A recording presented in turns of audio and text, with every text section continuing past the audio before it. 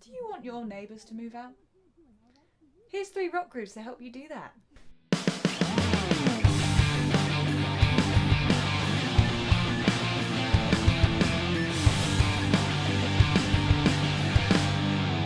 So here are 3 hard-hitting rock grooves that you can use to help you actually expand your technique as well as sound better playing rock. Sounds good? I thought so. So first of all, I'm going to play that one I just played at a couple different speeds and then do a little bit of an explanation.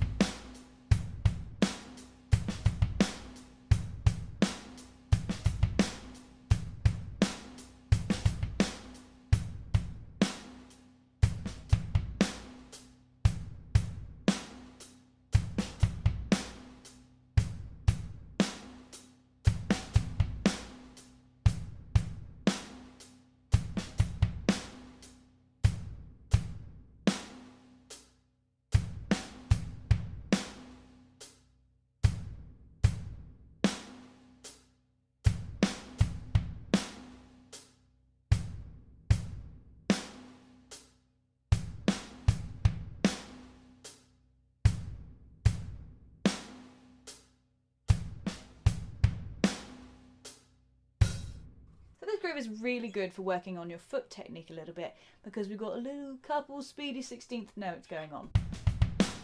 Sounds a little bit Bonhamy, doesn't it? But just briefly, let's take away the 16th note part and just simplify it to its very basic things. So all it is an 8th note pattern.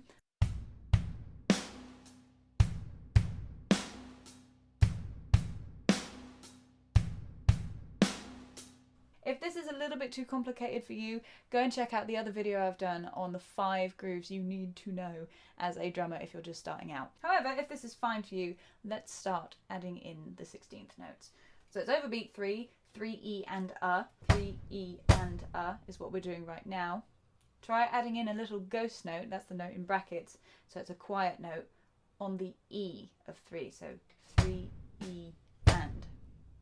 Loop that round loads, 3E and 3E and 3E and 3E and Once that's all good, time to add in the second bass drum on the so 3E and So that last bass drum is on its own, no hi-hat with it. 3E and 3E and 3E.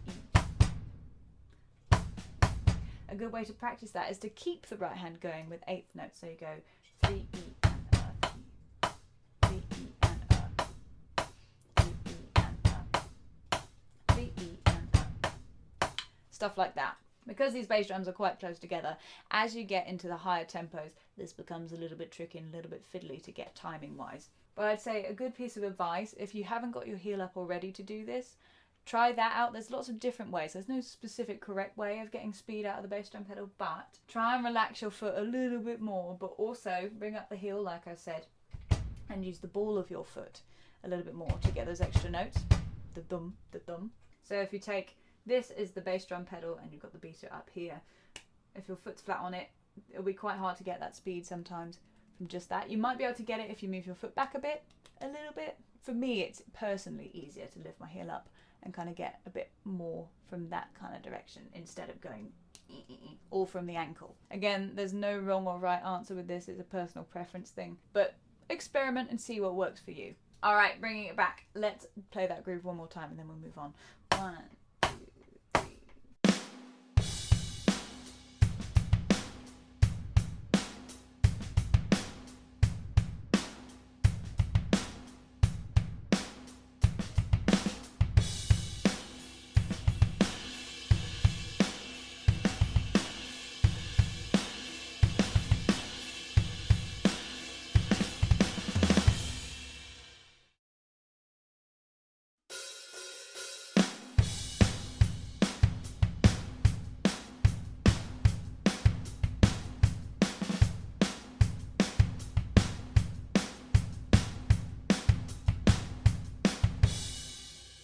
Alright, this is a bit more of a groovy one, a bit more upbeat tempo-wise. Again, foot control is the name of the game. Also, getting a bit more speed in the hi-hat. But first things first, let's go through it at a few different tempos.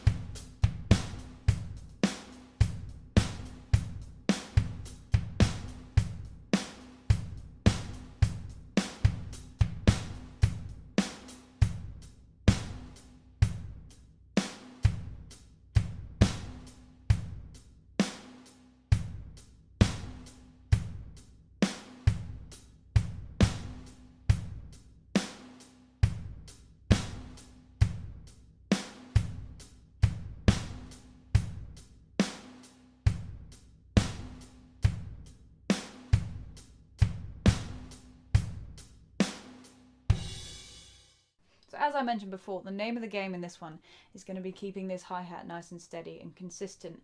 Now, a technique I suggest for that, if you haven't come across it before, is the down up. So down tap kind of technique. I just find that going like this gives you a bit more sustainability, a bit more stamina, opposed to going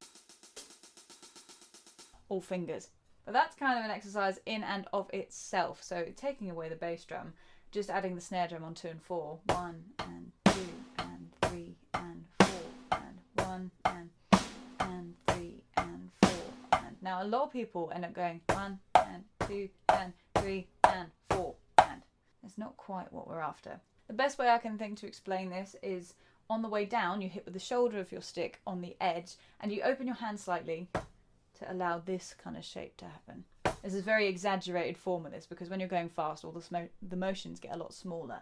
Motions. So you can see it opens, and then on the way back up, your wrist is coming up, but also your hand is closing, and you're hitting this part of the hi-hat with the tip of your stick. So you're going edge, shoulder, tip, here. Open, closed, open, closed.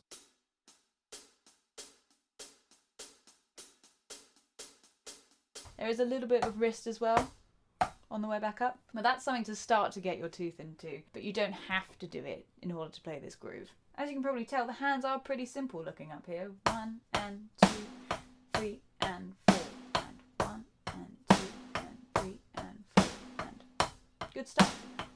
And 4. And what makes this groove a little bit more interesting is the fact that you've got a couple bass drums coming down with these snare drums together. Another key technique here, this applies to all of drumming, is to try and make all your limbs come down at exactly the same time. No flamming. If you don't know what flamming is, that's literally two things coming down slightly apart from each other. This is the kind of flam we want.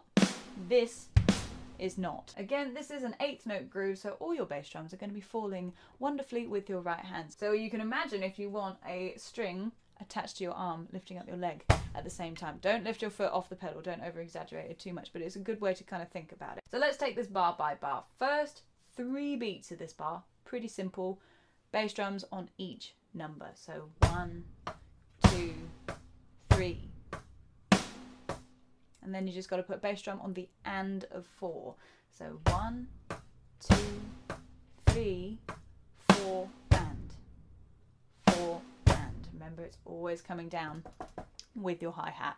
If you're doing this technique, something to be aware of is when you're on the and, those bass drums will be falling when you're doing a tap, and that might feel a little bit strange, so just be aware of that. This next bit also might be a little bit tricky. Going into bar 2, the first 3/8 notes. 1 and 2, 1 and 2, 1 and 2, 1 and 2. So if you need to loop that round a couple of times before putting into the groove, do that. 1 and 2, 1 and 2.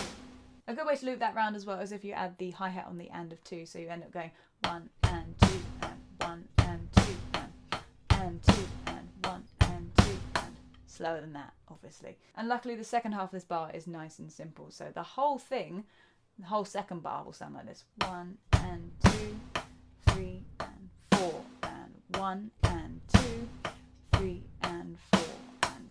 So just before we stick it all together, I do suggest you count these things out loud. Like with the other thing, especially with 16th notes, I also suggest you count them out loud. So stick it all together. 1, 2, 3, 4. 1, 2, 3, 4, and 1 and 2, 3. 1, 2, 3, 4, and 1 and 2, 3.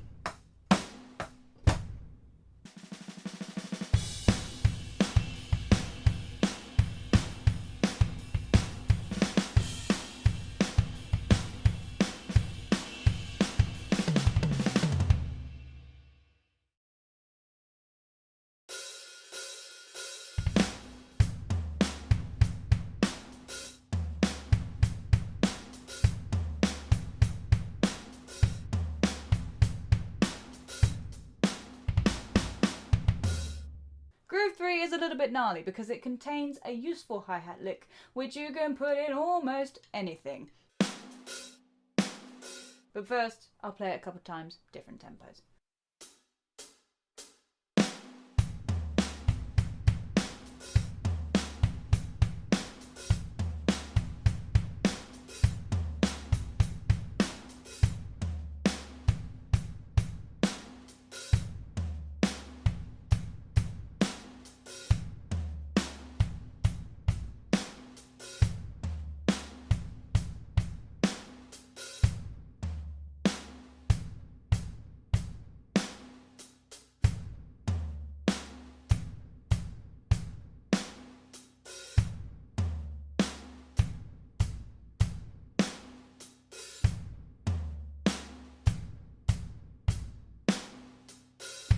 So yes, 2 little technique things, tricky little doobies in this. So the most useful one is going to be the one at the end on the of 4, that open hi-hat over there. You're going to hit it with your left, so you're going to go right, right, left, right, right, left, close on the 1, right, right, left, 1, 4 and 1.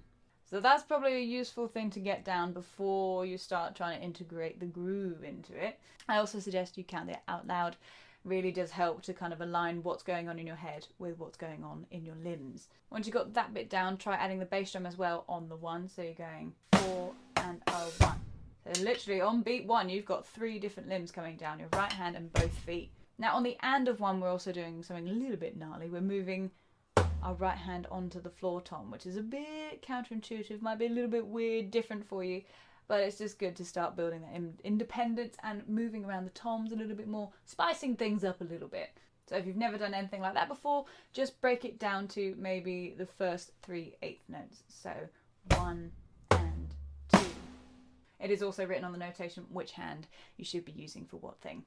If you're finding these grooves a bit too difficult, don't worry, I've already done a video with the 5 main grooves you need to know as a new drummer. Also, you can also check out the New Drummers Toolkit, which is a free ebook which is chock full of grooves, fills, all the good stuff that you need to know if you've just started to play drums or you just want to improve in general. However, on the opposite end of the spectrum, if you're finding this too easy and you want to push yourself a little bit more, check out the 10 Rock Grooves book I have recently put out. Again, guess where the link is? It's in the description. It comes with 3 difficulty levels for each groove and there's 10 grooves, just like these ones here. Also comes with video play-alongs just so you have a point of reference to what they sound like, and hopefully it should also come with some backing tracks. Exciting stuff, I know. But alas, I'll quit wobbling and we'll go on with the playing. That, ladies and gentlemen, was a lie, because it was at that moment my camera decided to stop working. So here's the timestamp for me playing through that groove again, because that's exactly what I was about to do. Or if you want to keep watching, I've just cut that section down to the 4 times I play through the groove very slowly. The choice is yours. My sincere apologies.